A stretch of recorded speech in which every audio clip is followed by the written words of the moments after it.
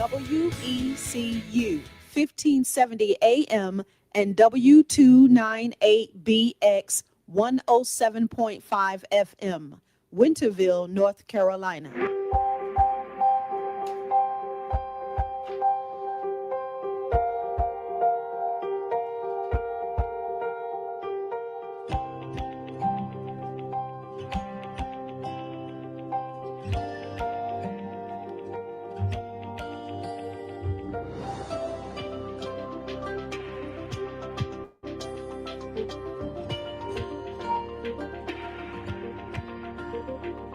Motivations with Glenn.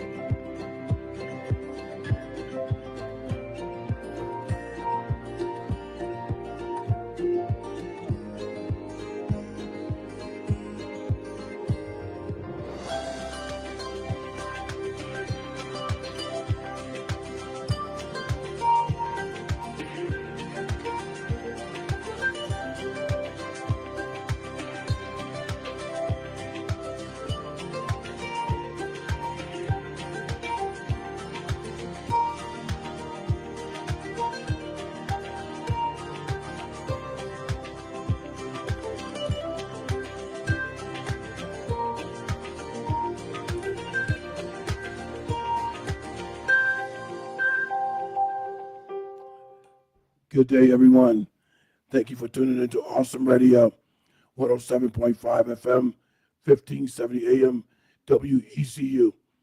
Also, our sister station, WPISLP, which is Spanish Christian Radio, and our sister station in Rocky Mount, Smooth Radio, 100.3 WYLT, Rocky Mount, North Carolina.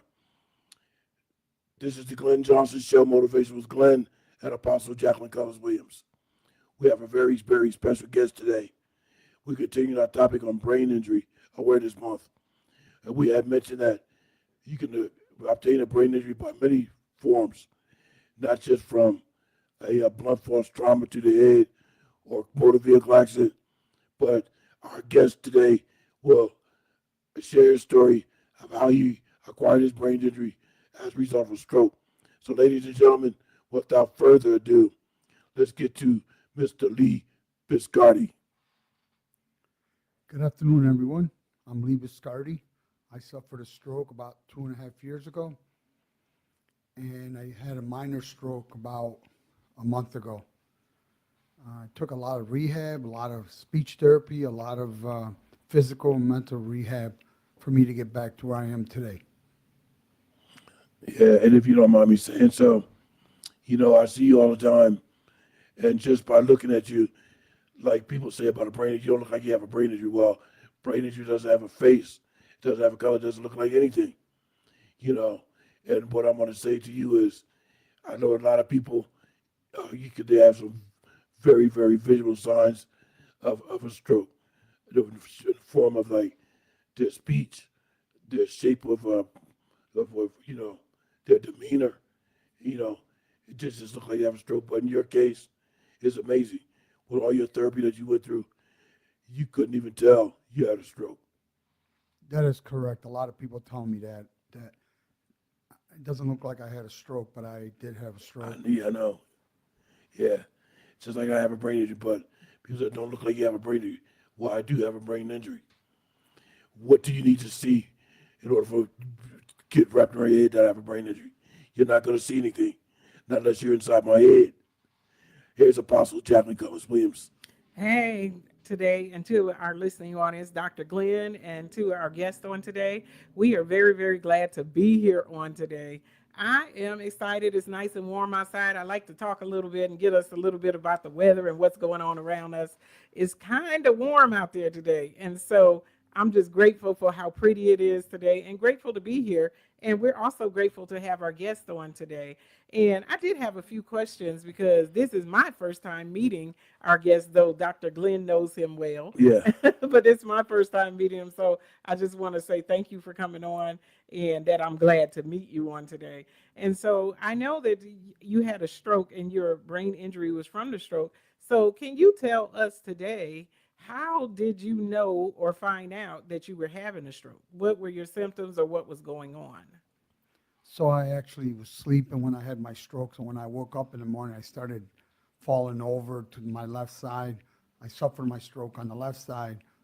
It took actually, I'm sorry, it was on my right side, but it affected my left side. So I was falling over. My mouth was drooping. My speech was not the right way. So I my wife took me to the emergency room, and they automatically said that I suffered a stroke, and they give me some medication to stop the stroke from causing more damage. Okay, I think I did read something about that on one of the documents from the link that you sent me. They can give you medication to stop it further from getting out of hand. Yes. Yes, if they catch it within a certain amount of time. And so you actually were sleeping and you just woke up like you normally woke up, but you had already had the stroke, or were you having it immediately after you woke up? No, I had it while I was sleeping. So While when you were when sleeping. I woke up, I started like falling over. Everything started looking like I was falling down. I couldn't keep my balance. So that was kind of where I said, there's something wrong with me. I actually tried to get in my car, but I couldn't get into my Yeah. car. It was the best thing not to get in my car. That's right. That was good. That was a good thing. But I want to ask you this. So you were still sleeping. And did the doctors ever mention what could possibly had happened if you would have stayed asleep as opposed to waking up and know that you had a stroke? What could have happened if you stayed asleep? They kind of said it could have been worse than what I had. So I kind of was lucky that I caught it and I woke up. It was time to wake up when I suffered a stroke. And the reason why I actually found out I had a stroke is I was driving. They told me after I was feeling a little better, I went to go see somebody about a job. I started driving there and I got pulled over because I was going left to right all the time. Yeah. The police officer thought I was drunk. So Yeah, because you were weaving in the road. Yeah, yes, of course. So I'm glad he did pull you over. yes, I'm glad. And the thing that got kind of weird was, instead of saying, hey, there's no alcohol involved, let's get him to a hospital, thinking, I could have got to the stroke a little quicker, but he just assumed that I was drunk and had to call my wife to come and pick me up. So to me, it was a blessing in disguise that they stopped and pulled me over. Yeah, and this is one of the reasons why I'm a guest speaker for crisis intervention training for first responders, law enforcement, and corrections, because I want to make sure they absolutely understand there's are things that mimic somebody being intoxicated, where and you're like in your case, the officer might have thought you've been intoxicated, but it was a medical situation, a medical condition that caused his attention to be on you to assume that you were driving intoxicated when you weren't. It was the result of a medical condition. Apostle? Definitely. And I do remember you, especially Dr. Glenn, speaking on that particular subject, that sometimes when, people are stopped and sometimes the officers might automatically assume that the person is impaired by something else and not realizing the signs that that person is in a type of medical crisis. So when you went to the doctor after, they found that you were still having symptoms of the stroke, or was this after? Is this how they found it? You woke up and you weren't able to move, or your strength wasn't there and you went to the hospital, but is this a second stroke after, or this is just the side effects after having the stroke? So that was the first stroke. I suffered one about a month ago as I was driving this time and my whole left side went numb. So I pulled into a parking lot, rested for about 15 minutes till my left side came back, and then I decided to go driving. But at that time, I was not going left to right. It was just a minor stroke. Yeah. Thank you, Jesus. I'm so glad you did pull over once again.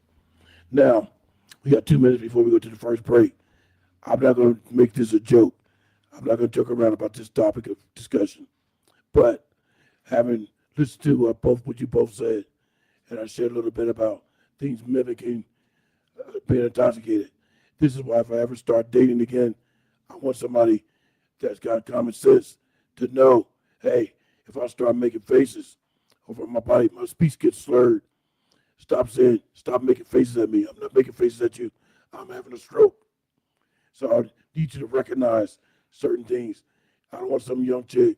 She said, I appear to be having a stroke. She said, stop making faces at me. I'm not making faces. Like I said, I don't want to make that a jokey matter, but that's what I'm thinking about. But that is a good joke, Dr. Glenn. That's something funny to think about. And even with our subject, here, you do want somebody that does recognize the signs of stroke. And I believe that we have some particular papers today that we will give out some information before this broadcast is over to talk about the symptoms of a stroke. But I found one particular document that I found that was very, very I felt like it was very interesting and very pertinent to this topic on today. And it was the 4-hour rule of the stroke patient. And our guest also talked about, how it was caught early and it caused him to be able to be healed better, or, caused so that further damage didn't happen to him, and because they caught it early. It didn't damage his body as much as it could have if they had not found it early. So we're going to get ready to go out on a break here, and we want you to come on back and get this information about signs of a stroke, because the first 4 hours is very important to helping someone survive and to be healed from a stroke. This is Awesome Radio. We will be right back in a moment. My name is Jayla, and you're to see to my papa, Glenn Johnson, on the radio. Hello, my name is Daniel from Greenville. We appreciate you for listening to Awesome Radio, 107.5 FM, 1570 AM, WECU Radio in Greenville. Welcome back, ladies and gentlemen, to the Glenn Johnson Show. Motivation with Glenn and Apostle Jacqueline Cullins Williams. And because we have a guest today, we're not going to take too much time with the documents that we have. We're going to try to work around it. But I'm looking for one in particular to explain the signs to look for a stroke. I was on page 3 of one of the documents, Apostle, called FACE or something like that. Fast. Fast. You see, Lee knows it. So without further ado, while we look for that document, let's go back to Mr. Lee Biscardi. So, having been a stroke survivor, I kind of learned how to figure out a way to know that if I'm having a stroke or it's something different. But the last stroke I had I knew exactly what was going on, so I decided to pull over to the side of the road and let it sit through, and then called somebody to pick me up and take me to the emergency room, which they caught it really quickly. The key to a stroke is to catch it before it's too late. Yeah. Once it's too late, it's just too late.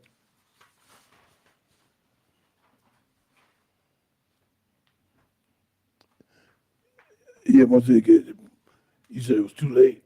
If it's too late, it's too late. For me, it was actually at the right time. Right at the right time, yeah. And we found that document.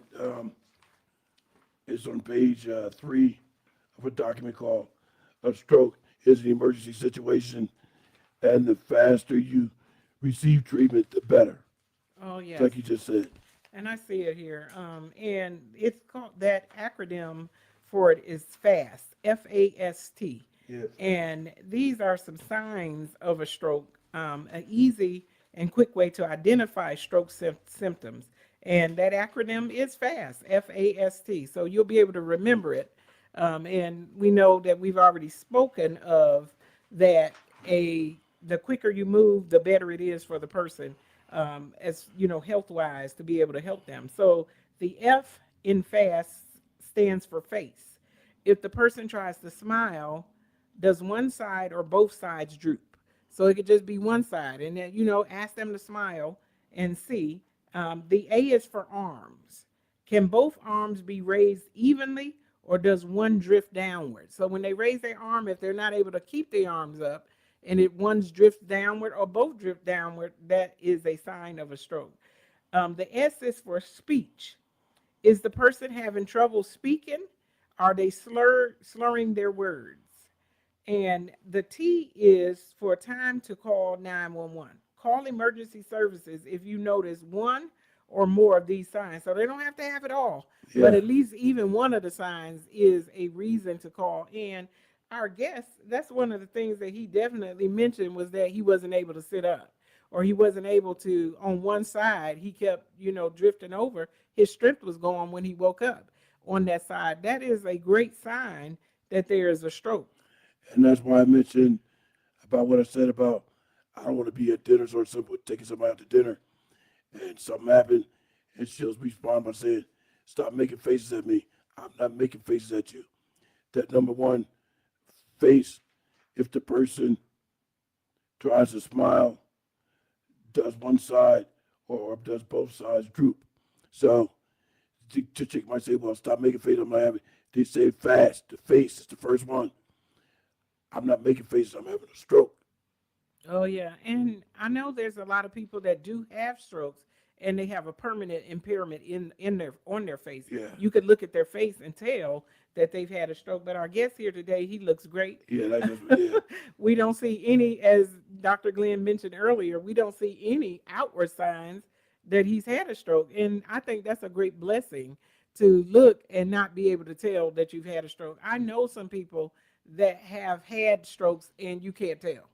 You can tell that they recovered very well. Yeah. But that also goes to the medical, care that they have, and due to how fast the stroke was discovered. Yeah, like they mentioned, the onset, depending on how fast you can get treatment, to diminish the stroke. So that's a very important thing. A stroke is an emergency situation, and the faster you receive treatment, the better. That's where it first starts at paragraph 1. So this is one of the reasons we're having this topic of discussion. Mr. Lee, do you have anything else to offer at this time? Not at this time. Apostle Jackie. Yeah, so I do have a few more questions. Okay. Because I'm the question lady. I be wanting to know a little bit more. So I wanted to know, do you have any permanent impairments? You look great. Do you have any permanent impairments from having the stroke that that weren't there before you had the stroke? So one of the biggest thing I have is remembering things. That's the biggest key that it took from me, was me remembering things, or multitasking. That's one thing that I'm having issues with. Before, I used to be able to do 2 or 3 things or listen to people. Right now, if I got more than one person talking to me, it's kind of gets me overwhelmed. So I kind of try to stay out of conversation sometimes because of that. Other than that, everything else, I've done a lot of physical therapy to get myself back to walking right, moving my left side right. Before, I wouldn't be able to move my arms. So to me right now, I feel that the stroke, I'm 90% there. I think that the other 10% is mostly I'm not able to remember everything, not able to do multitask. That's my biggest downfall. But I'll take that over, being disabled. Yeah, being physically, like some people, physical signs of a stroke. And some of them, I don't even know the correct word to say, but because I don't want to, what's the word I'm looking for? I don't want to Be insensitive. be insensitive. Exactly. Yes. Thank you. Yes. So I'll just leave that alone for right now. Yes, but Apostle we can say it. Some they end up paralyzed from it, and they've lost the use of their limbs, or one arm, or one side of their body, and some they end up where they can't walk. And the word I was looking for was demeaning. Oh yeah. Well, we don't want to be demeaning to anyone's condition. Exactly. But we want to, we can talk about it because we're on this particular forum, and everybody knows somebody that, that did not come out, is that they had lasting effects from having a stroke. So it can definitely be, and one of my close relatives, did have a stroke and an aneurysm at the same time, Yeah. and they can no longer move. They're no longer functional. And we have 2 minutes to go before we go to the break.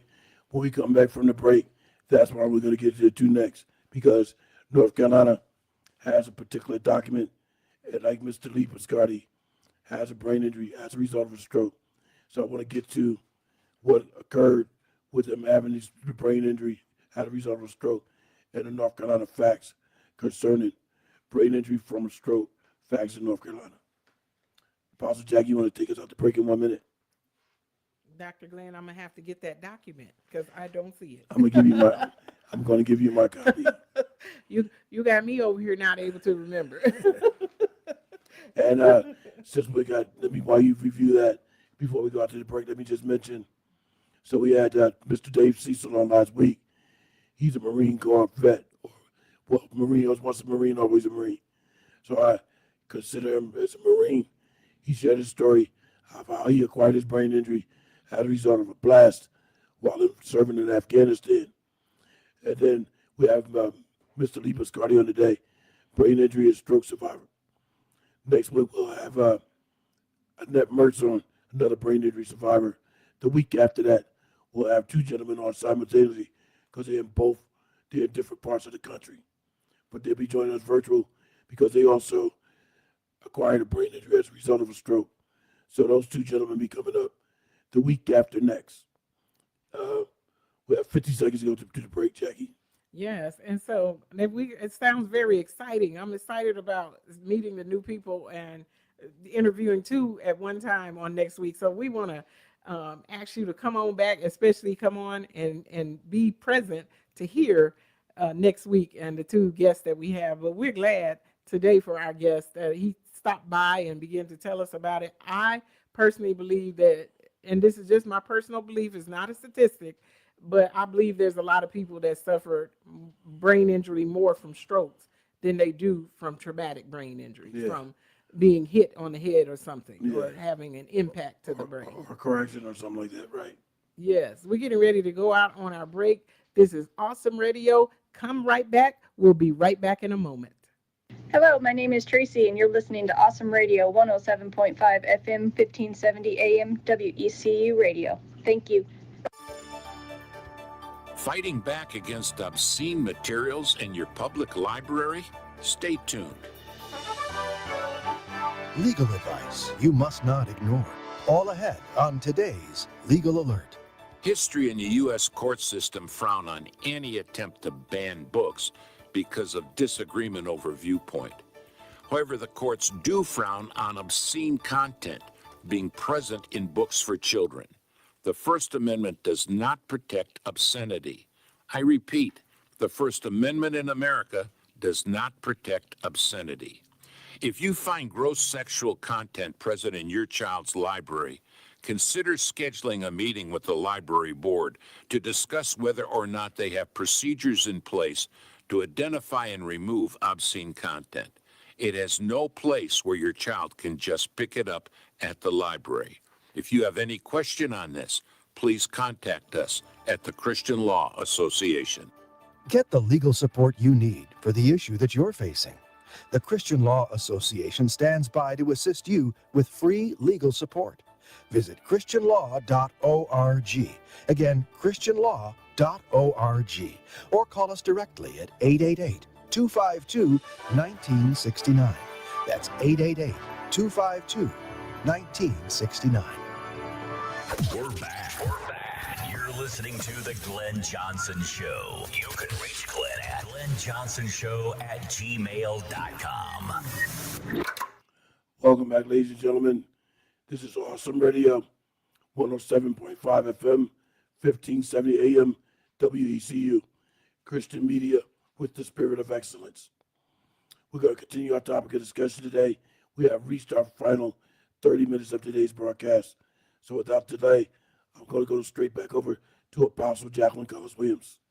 Yes, and Dr. Glenn, you wanted me to read these particular statistics here, or from the North Carolina the North Carolina facts. And it says here that North Carolina has a high rate of strokes and brain injuries, and is part of the stroke belt and the nation's stroke buckle. So they call it the stroke belt and the stroke buckle. I have heard that, yeah. Wow, that is a lot, to have that particular title. And it says here that Stroke Facts, North Carolina has one of the highest stroke death rates in the United States. That North Carolina has one of the highest. That's something to look at, Yeah. and something to say. It says the coastal plain of North Carolina is in the stroke buckle, where death rate from strokes is twice the national average. Twice. Twice. It says, and I know this wasn't highlighted, but I'm going to say this here. African Americans have a higher stroke incidence and worse outcomes than white North Carolinians. And it says every 20 minutes, someone in North Carolina is hospitalized with a stroke. And I wonder if those higher stroke incidences are because people are not recognizing the symptoms more. And I think so, because let me just share this before you continue. I don't know if Mr. Lee knows this gentleman or not. He's an Army veteran that lives a couple of down the block from me. So he had a stroke years ago, a couple months ago, several months ago. He had to undergo triple bypass. And so once he got discharged from the hospital, he decided to drive his truck somewhere, brand new truck, because the other one had got totaled. Now, in his driving to wherever he was driving to, he had an accident, totaled the brand new truck again. Finally, he told me what happened. I'm like, yeah, what happened? He said, man, you won't believe, I fell asleep. He said, I fell asleep and went right through the red light. I was like, are you kidding me? He said the police officer came on the scene, immediately gave him a field sobriety test because he thought he might have been intoxicated. So after he passed the field sobriety test, then the officer recognized that it was something medical. But he had to give him the field sobriety test first. So I'm saying that because that's one of the signs that you have to, people have to realize. Maybe he just didn't have the accident because he was intoxicated. He had the accident because he had a medical condition. So now, because of that, he called me up one day to ask me to take him somewhere. He didn't want to drive. He didn't feel comfortable driving. I said, no, I don't want to mention his name, but I said, you know what? That was the best thing you could do. I don't mind taking you anywhere. I'm glad you did call me. So this is the guy working for you, and call me to assist you, to take you where you want to go, to make everybody safe on the road, and better yet, make yourself safe. So I'm glad you did call me.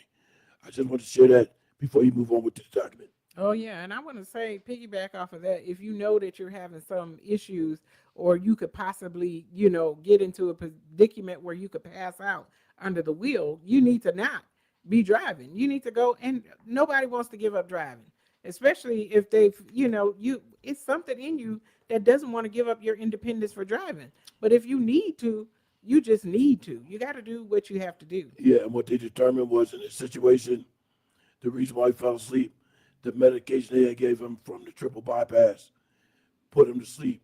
He's driving down the highway and just fell asleep, went right through the red light. Wow. And that's another, that is definitely a precaution that he needs to take, is not take his medicine and drive. And he had to have it adjusted. He had to have the medication adjusted. Oh, yeah. And he's still not driving. He's scared to drive. That's good. It is. That's a great thing. It's not just good, that's great.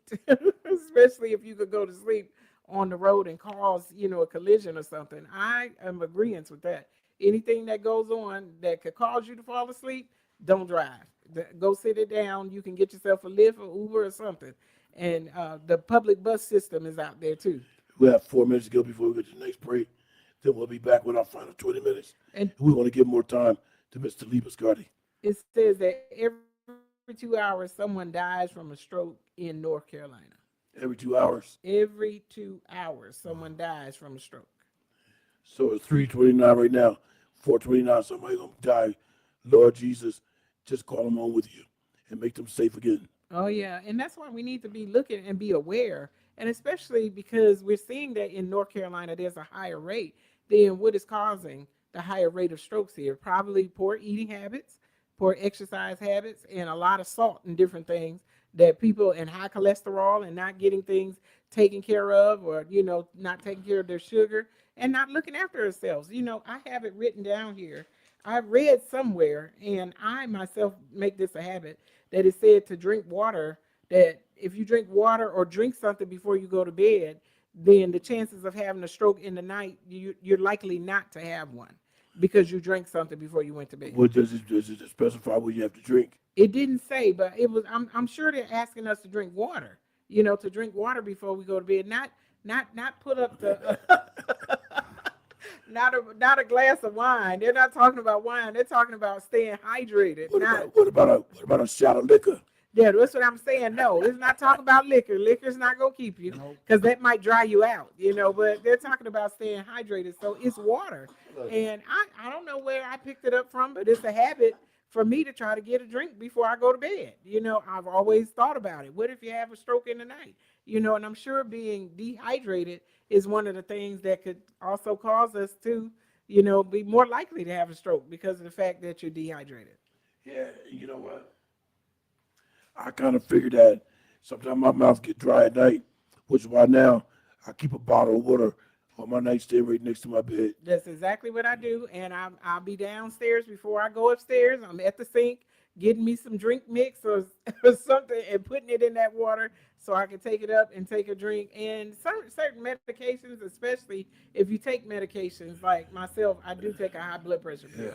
I have to take it at night because it makes me sleepy in the daytime. 2.5 minutes ago before we go to the break, Mr. Lee. I drink every night because I got to take my medication, but then I'll also drink another glass of water just to keep myself hydrated.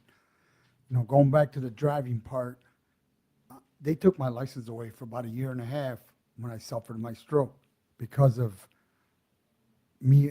The timing was off, and they wanted to make sure my reaction time was back to where it was from the beginning.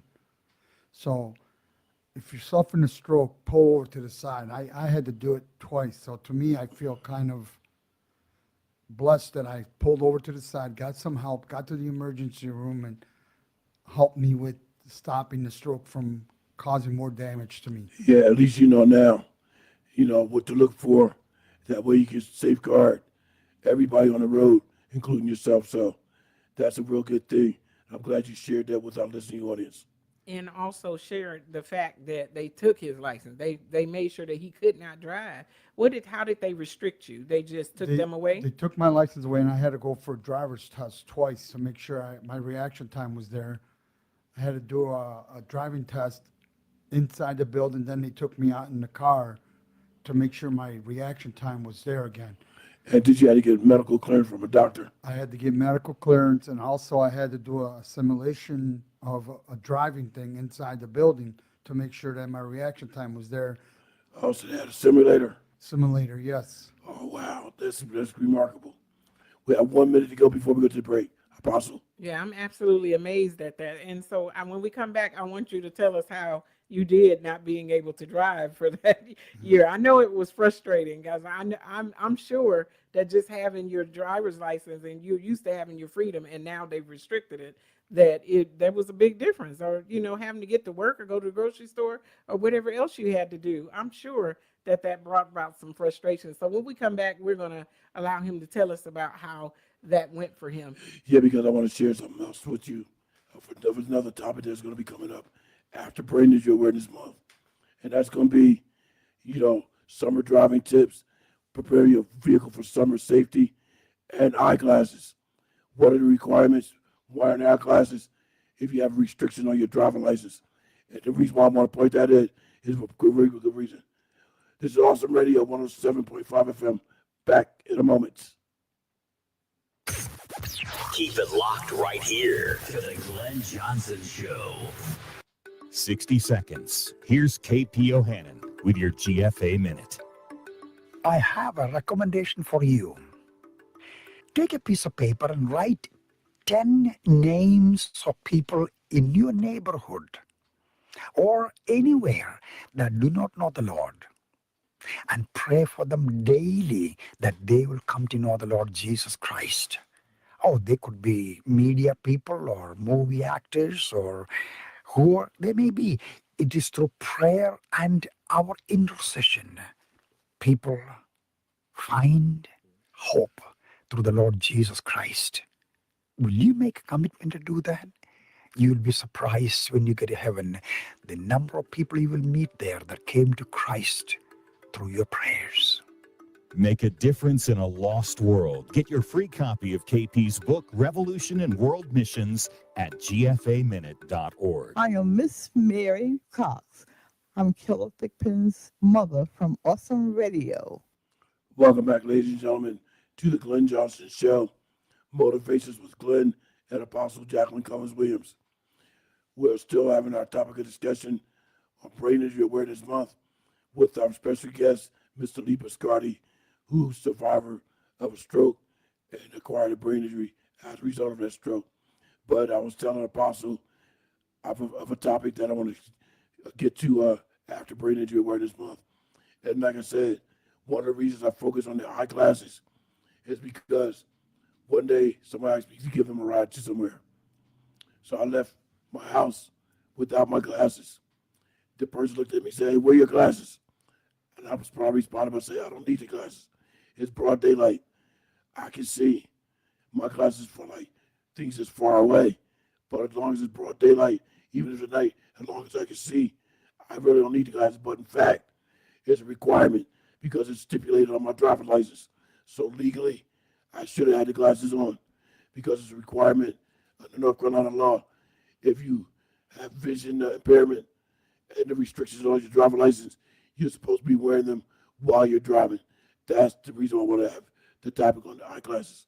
Apostle, we have 20 minutes for today's broadcast. Definitely with the eyeglasses. I also wear them. And so what I try to do is when I get out of the car is leave them in the car. So that way I'll have them. Because I don't need them around the house and that type of thing mostly. And up close to read, I don't need them. But I do need them if it's raining outside, if it's foggy or something is a little, dark, then I need to put those glasses on. So that's what I try to do, Dr. Glenn. I leave them in the car. We don't want to get off the subject, but so is that farsighted or nearsighted? Nearsighted. Yeah, nearsighted means you can't see far off. Right. So they're the opposite. See, that's why I'm nearsighted also. Yes. If something is far away, I need my glasses on to bring it closer.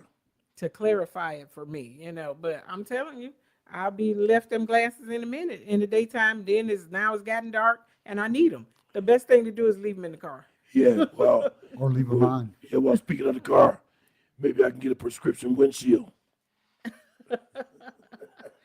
That's not going to work. That's not going to happen. Not going to work. All right, anyway, let's continue on our topic with Mr. Lee Piscardi, our special guest. We don't want to take too much time away from him since it's our final 20 minutes. Well, actually, 17 minutes down. So going back to the driving part, so they took my license away for about a year and a half. And then when they did give my license back, I had restrictions on my license, which was 15-mile radius, nobody in the car with me, no radio on. Those were the restrictions. That's when they said you could go back to work, but where do you go in a 15-mile radius, which is 7.5 miles each way? So I was kind of in a jam. The fortunate thing was that where my wife works, they made her work from home so she can take care of me, take me to get my medication, drive me around. So actually she was my taxi for about a year and a half, taking care of me. That was a blessing in disguise. But to me is when somebody doesn't have that, how do you get around that? Not able to drive. That was the worst year and a half for me because, again, you're so independent of yourself and you lose that.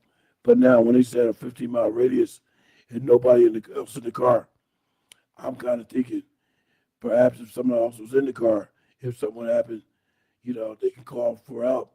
But I'm assuming that they said nobody in the car because if something would happen, they don't want to put that person in jeopardy, right? No, it's more for distraction.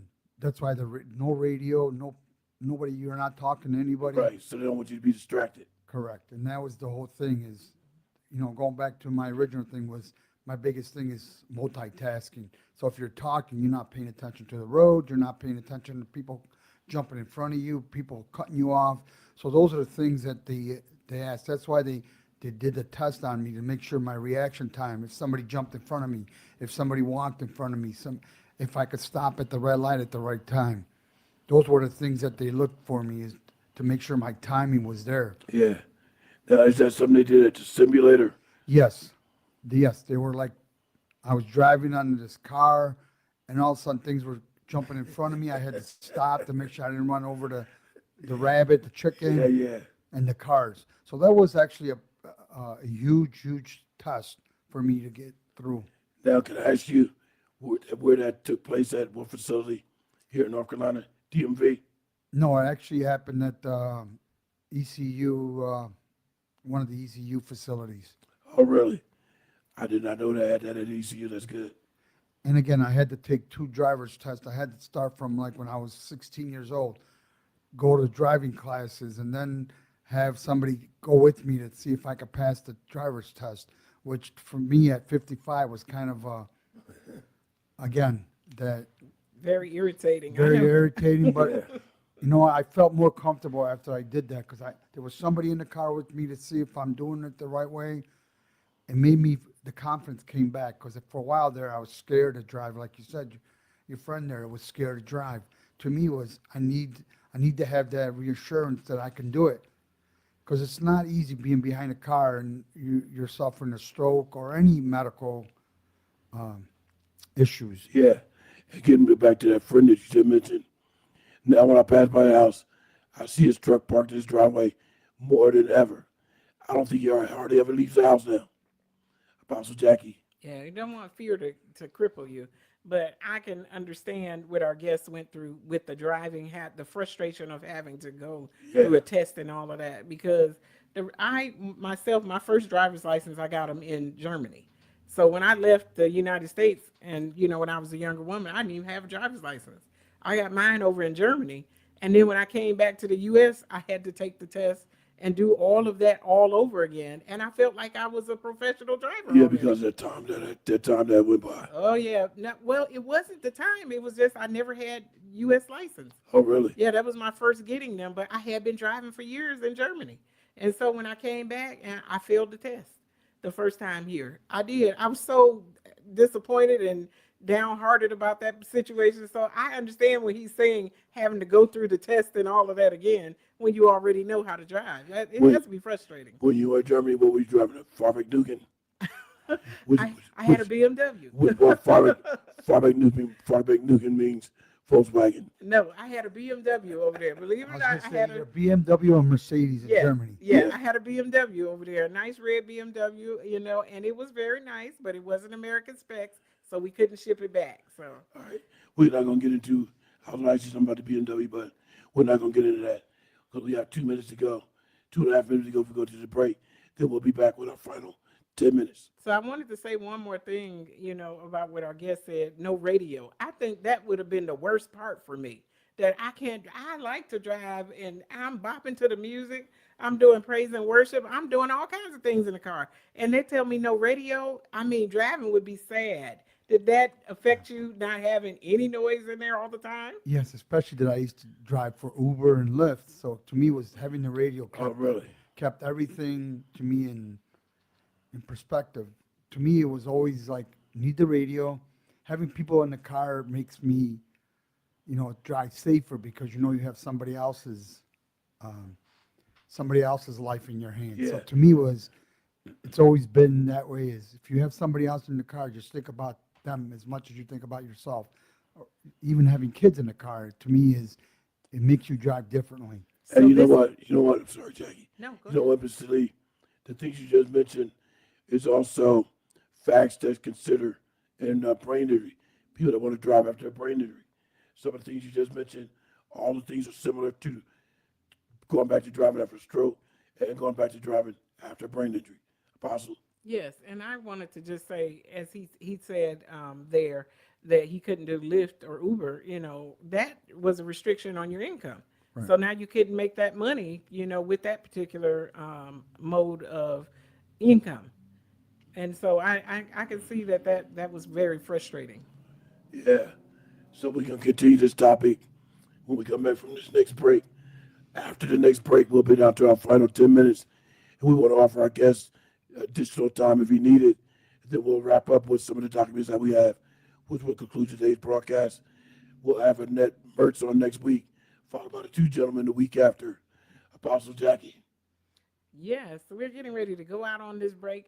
We want you to come right on back so that you can hear the conclusion of this matter on today and hear some more from our guest on today. I mean, he has told us some interesting things, and I myself have been interested. This is Awesome Radio. We will be right back in a moment. Awesome Radio. My name is Jayla, and you're to see to my papa, Glenn Johnson, on the radio. Welcome back, ladies and gentlemen. That was very quick, so I'm glad, because this is our final 10 minutes. I believe this time to Apostle Jacqueline Cullins Williams and our special guest, Mr. Lee Piscardi. Well, and I had written down the question, how had having the stroke impacted your life? But when he began to tell us about not being able to drive for a year, he's answering a lot of those questions there. And so I wanted to ask too, and I'm going to loop back around after you answer this question, because there's something that you said that struck me that I thought very important that we needed to go back and visit. But I was going to ask you how you talked about, and let me just say this one, you talked about having a wife, and you talked about how your wife helped you.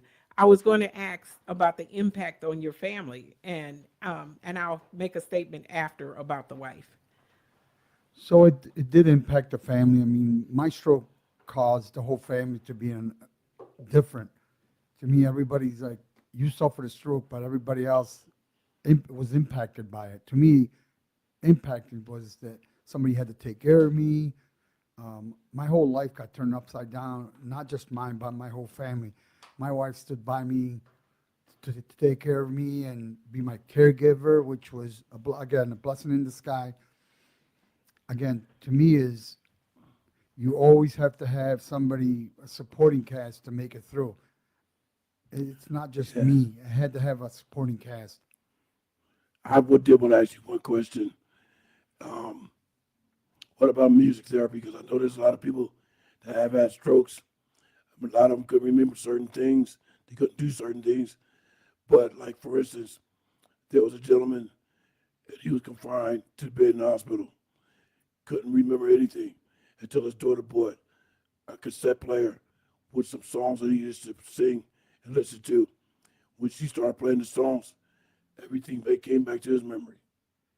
Yes, that's one of my biggest downfall, again, is my memory, remembering things, even like short-term memory.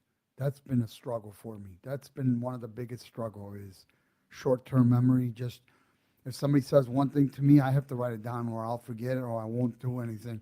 My wife actually leaves me notes and tells me, or texts me everything that needs to get done or I have to do, because I won't remember to do them all.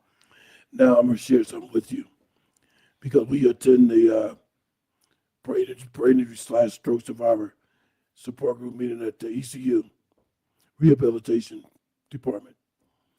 You know, the cabinets in there got the little signs on this thing. It says, do not open these cabinets. Should you require assistance, call this number, and someone from administration will assist you with obtaining access to the cabinet. How I know that is, like you said, memory. I used to go there. I would remember those signs that was on those cabinets just to test my memory. And that's why I still know what it said on that sign. Yeah, and again, that goes back to memory. Sometimes you have to me, is not remember, but it's almost like doing what you know what's happening at that time. Almost like engraved in your mind what that sign says. So, as a matter of fact, are they meeting tomorrow? 9 a.m. I think they said Thursday at 9 a.m. for some special thing. Yeah, yes, tomorrow. I think tomorrow's the meeting. Okay, I'll try to was it online, virtual, or in person? In person. I'll try to make it in tomorrow then. Apostle Jackie. Yes, and so I was going to come back around and say is that, I always like to give kudos, to us women And I want to talk about how, the benefit, it's a great benefit to have a spouse, and how Dr. Glenn was talking about having somebody to notice that your face is having a stroke versus frowning. I just want to say, kudos to your wife, and just say for standing by it. I mean, there's some people, they go through something and they get abandoned. Yeah, And your she's a wife, very, she stood by you and helped you through she's a that. very, she's a very, she's a very good woman. And the reason why I say that is, if she could tolerate my jokes when I go by the shop, she's a very good woman. She tolerates my jokes too. Well, and I'm just saying it's a benefit to having a good woman. I just got to keep lifting us women up. It was National Women's Day, Yeah. International Women's Day. What was it, this week or last week? This And we week. missed it. It was this week. So I want Now, to say, it's I good to have a know, woman. I know Mr. Lee doesn't want to mention too much about this. Plus, we don't have prior authorization from the owner, and want to do free advertisement. But Mr. Lee, you want to just mention that you are the owner of Cooper's Cup Coffee Shop in Winterville. Yes. So after my stroke, I needed something to do because I could not stay just sitting around the house doing nothing. So we decided to open up a coffee shop in Winterville. It's called Cooper's Cup. It's named after my 15-and-a-half-year-old Chihuahua. Oh, wow, I never knew that. Yep. I'm glad I asked you that. And with the 4 minutes remaining for today's broadcast, I'll get straight over to Apostle Jacqueline Williams. Oh yeah, I was just writing down that name so I can go by and get some coffee at some time, or at least look it up and find out. Oh, what a wonderful! He has a nice mug there. I'm always there. Yeah, nice mug there. I'm gonna have to get one of those. But we're very glad again to have you, and I have been informed, with the driving thing today that they will shut you down for driving. I think that's some good information that we have put out, because I didn't even know that. Oh yeah, because they don't want you to put your life or anybody else's life that's on the roadway in jeopardy. Oh yeah, and I think that's a great restriction too. It is. At the beginning, it was kind of upsetting, but after a while, I got the reason why. I mean, there was times that my reaction time was way off. Knowing with my car in front of us, it was almost like starting to drive again. Yeah. Especially when you drive, when you're a 16-year-old, you're so excited to be driving. You're on everybody's tail, and and you don't know your reaction time. Somebody stops.